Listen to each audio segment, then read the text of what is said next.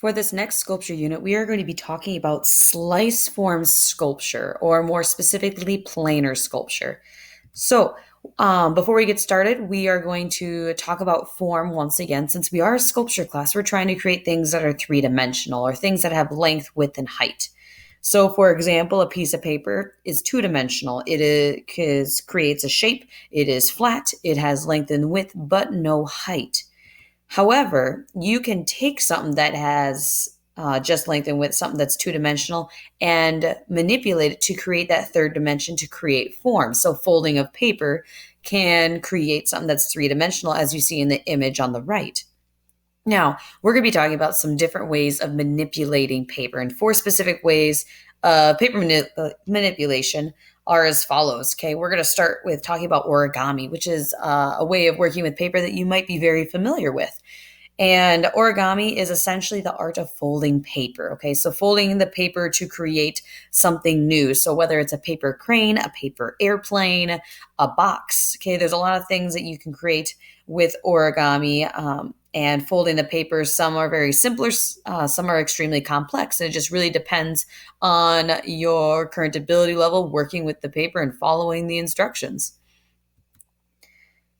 Slightly different than origami is called kirigami, and that is a variation of origami where you actually cut the paper in addition to just folding the paper. And this can expand upon things that you can make just by folding paper because you're able to manipulate a little bit more or bend it a little bit more, or have your paper go two different directions because it's no longer connected because you cut into it. So this is just a variation of kirigami, so folding and cutting paper is kirigami, just folding paper is origami. Another way of working with paper is called paper quilling. And that is when you take these skinny strips of paper and you roll them, shape them, and glue them together to create a decorative design. You can notice how all of the papers you see in the image example there are all curled pieces of paper, but they are layered with each other and colors change to recreate some type of image. So that is paper quilling. The one we're going to be spending a little bit more time about is something called Sliceform. And that is when you create a 3D work by interlocking sliced pieces of paper, cardstock, or cardboard. So that's what we're going to be talking about for this next project. So I'm just going to elaborate it a little bit more on here. So you start off with something like a template, okay? Or more specifically, it's called a plane, but we get that in just a moment, okay? But what you do is you take whatever template and you're cutting these slits into it, and then it all fits together to create something three-dimensional. So you can start with something flat like paper and then end up coming with something more 3D like a sphere, okay? And because these pieces of paper or cardstock or cardboard are interlocking because of the slices or the slots that are put inside them, you are not using any adhesives. So there's no glue, there's no tape that are being used to hold it together. They can slide and hold themselves together because of the way that you manipulated that paper. So more specifically, we're going to be talking about planes, and that is this bit right here, okay? And what a plane is a flat surface, and any distinct flat surface within a painting or sculpture that can be referred to as a plane. So in short, it is a flat surface, okay? And in this example that I have over here, we have a circle with a slit in it, and we have a square or a rectangle with a slit in it. And then you slide the two pieces together to create something that's three-dimensional, okay?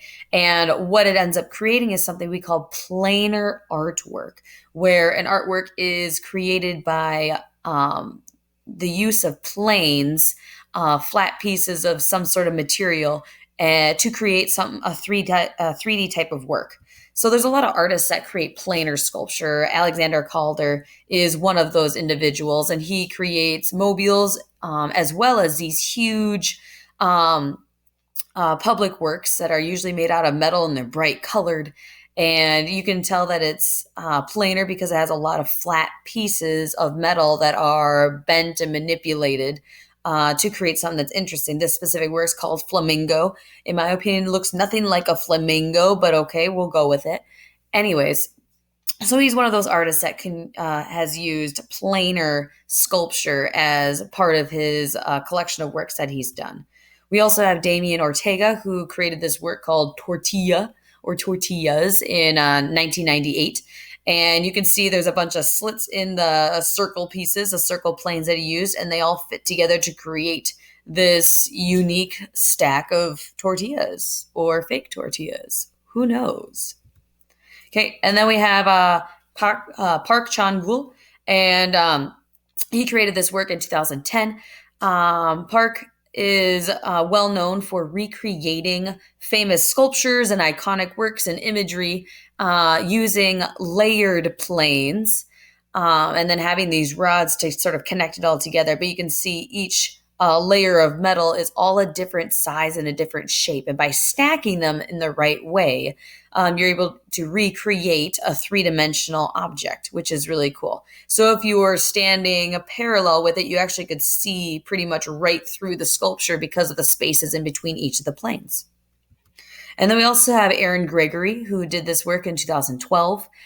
His is a slightly different variation of working with planar sculptures. So imagine, like, I have a clay wolf that I made, and then I'm taking a tool and carving away flat hunks of it to make my work more geometric. Okay. So a plane really refers to that flat section. So he covered his artworks in mirrors, so they're very reflective. And each of those mirror pieces, in this case, they're more triangular pieces, are considered a plane.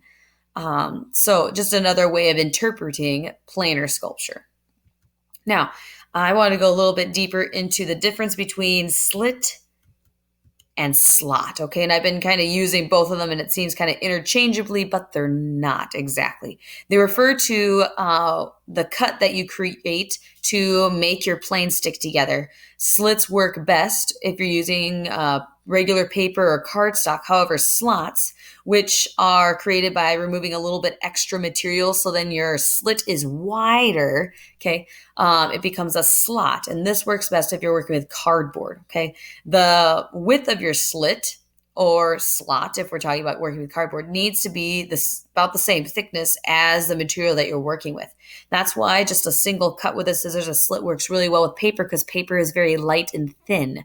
However, if you just do a little slit when you're working with cardboard, your pieces are not going to fit together very well, and you're not able to line it up and manipulate it the way you need to. So cutting out a little bit more from your cardboard, making it a little bit wider, creating a slot rather than a slit, makes it so then your cardboard pieces fit together perfectly. Now, these are just some examples of templates or templates for a plane that you can create and what type of sculpture or 3D form it ends up making in the end. You can really see the square that's right at the top of this piece and how the other pieces are layered right on top of it. We have this one with more of triangle kind of thing going on, these weird crescent shapes that are being used. We've got some hexagons. We got some pentagons. So they're just all different ways. And I wanted you to see how by changing the shape of your template and changing where your slits are, that changes what your finished product looks like. Okay. So for this project, your process will start by choosing a shape or shapes. You can use more than one. Okay. And then creating slots that will slide into each other. And you're going to be making as many planes as you need to create this sculpture that you are envisioning. Okay. The minimum amount of planes that you do need to cut out for this project is 25, okay? You don't want to have any fewer than that, okay? And it seems like a lot, okay? But when you start constructing and actually putting your project together, you'll probably realize that you want or need a lot more planes than you originally start with. So you might be using, I don't know how many, but there is no maximum amount of planes that you can use. It's not like I'm going to cap you off at 50 or 100 or whatever. Make as many as you need to finish the idea that you're trying to convey, okay? But you need to have at least 25 to put it all together.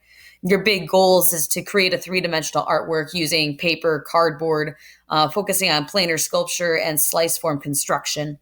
You're going to be creating a freestanding or hanging. It can hang. I don't care. Hang it from the ceiling, hang it from the wall. It all works. Okay. But sculptural work, and then also demonstrating proper use and care for your art tools and materials, and demonstrating good craftsmanship in your work as well.